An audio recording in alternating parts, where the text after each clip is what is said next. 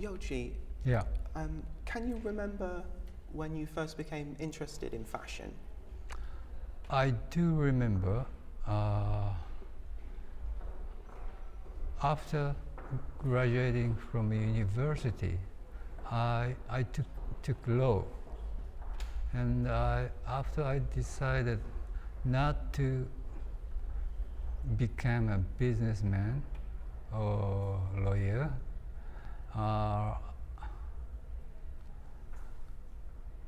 I asked my mother, "Can I help you?" Because she was doing a very tiny, small dressmaker for neighborhood,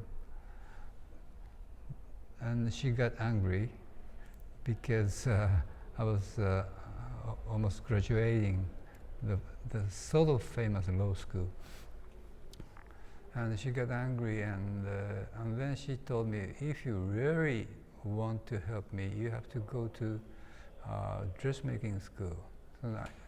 And then I went to dressmaking school, and then the second or 3 degrees of the course, my elder classmate told me there is a business so-called fashion designer. Until then, I didn't know. You grew up in Japan in kind of the immediate aftermath of the Second World War. How do you think that has influenced your creativity and your aesthetic? As I was educated and grew up only son of war widow, I was naturally pushed to look the society through my mother. It means I looked society through women. It was my destiny. You came to Paris and showed your first collection in 1981. And it was a huge contrast, not only to fashion in general, but quite specifically to Parisian fashion at that time, when you had people like Claude Montana and Thierry Mugler. When you came to Paris and showed your clothes, were you conscious that what you were doing was so incredibly different to the fashion that existed? Not at all. I was just thinking to open tiny shop in Paris. That's it. I didn't know such a movement, such a wind was blowing.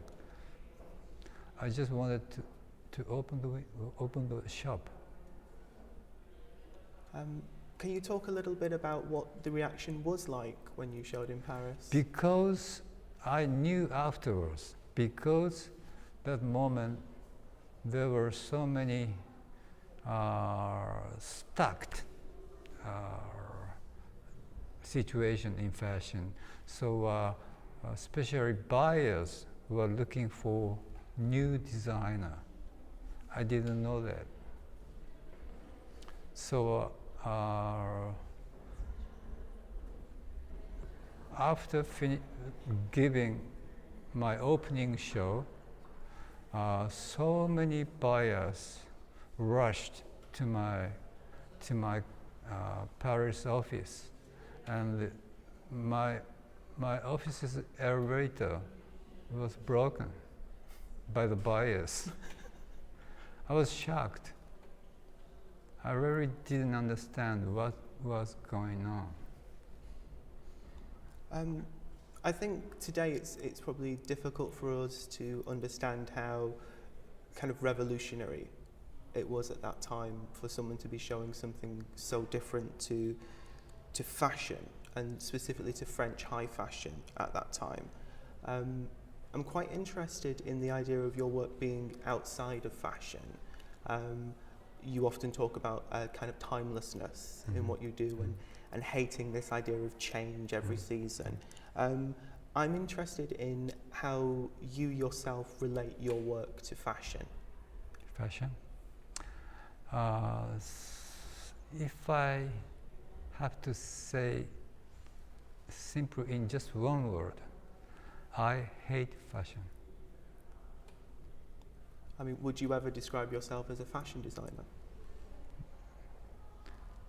Yeah, for a long time I was searching for the title for myself, but I could find simply I'm a dressmaker. That's it. That's what Balenciaga called himself as Yeah. well. Sorry. Oh yeah? Yeah. Oh, I always said he was a that's good nice. dressmaker. If you think back to when you first started designing fashion, and what inspires you to carry on, are they the same? Do you design now for the same reason you originally started designing? Oh. Maybe I changed in many ways because I got criticized so much, and every time I got criticized, I became stronger. So maybe I became like a monster. So now do you think that what you're designing now is purer and is more because you've had to fight for what you want to do? Yes. After working more than 30 years, it's quite hard to be pure. But luckily, I didn't walk the main road of fashion. I was always against something else. So as a number, my customer is minor, but luckily, I could keep myself pure, like boy. Your most recent collection was inspired by the idea of rebellion. And you said after the show that we need young people's anger. But I think a lot of people see a lot of serenity in the work that you create. I'm wondering what motivates your work. Is anger a motivation? Is it kind of anger against the fashion system that's motivating what you're doing? That's right, you're right. Is there anything else, or is that kind of the main? If I add one more thing, it's for a long time I have been keeping my taboo. Something like I hate high heel. I never bring Japanese tradition to my job. I had many taboos, but recently I decided I'm not caring about my taboo. I'm free. I can touch any idea. So after deciding this, I feel that I became a little bit stronger than when I was young. It's interesting that you're talking about that because you talked about fighting fashion and the anger against fashion and also dealing with taboos and things like high heels, which are a symbol of fashion.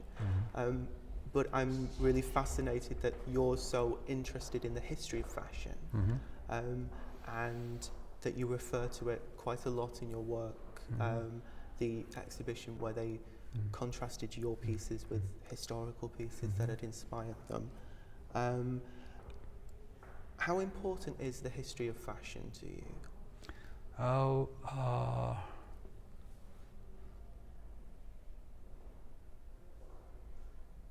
When I think about Mr. Christian Dior himself, Madame Coco Chanel herself, when they were creating fashion, maybe they were creating and inventing and trying new idea, and maybe they were same as me. They were working anti-mode, because I find so many tricks in their work. Same spirit. I'm wondering if it feels odd for you now to realize that your work, I mean, here we have a big, I don't say retrospective because I know you hate the word retrospective, but here we have a huge exhibition of pieces from your archives, and for lots of young designers, your work is part of fashion history. For them, it's a source of inspiration for so many, I want to say hundreds of young designers.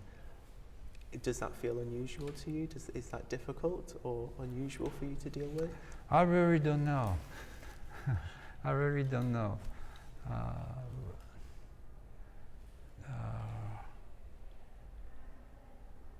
I would like to shout to young people, especially young designer or young student, simply be yourself. You're okay. And start copying which you love. Copy, copy, copy, copy. And end of copy, you will find yourself.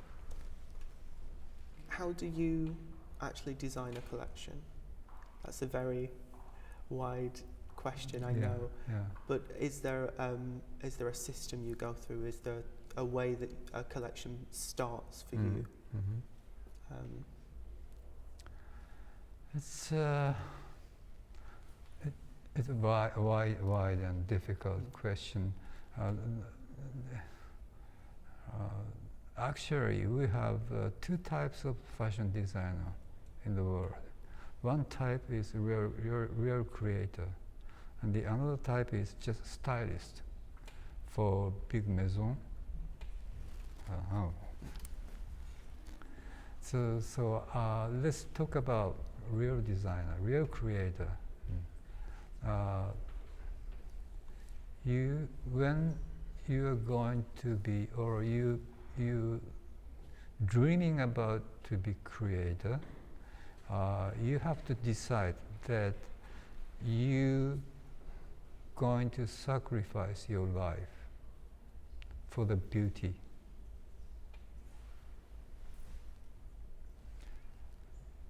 Long obedience in the same direction. You sacrifice.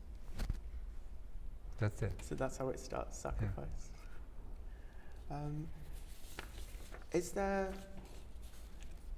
I'm interested in actually something we talked about earlier, which was you saying that your designs give you freedom. I'm interested in the freedom that in turn you give to your collaborators. Freedom has so big responsibility. Heavy. But I think it's interesting that you give freedom to people like Nick and Mark and Peter Saville. I mean, Peter actually was talking about creating something for you, and that he asked you what you wanted, and you said, "Surprise me." Yeah, when I asked some creator, some artist to do something else, I shut my mouth. Please do it as you like. So sometimes my collection becomes out totally different world in a beautiful catalog. This is not me. It's Nick. And I like it. It's nice to see your world interpreted. I'm interested, especially from someone like you who's worked for 30 years, what do you find most challenging about creating fashion? Well,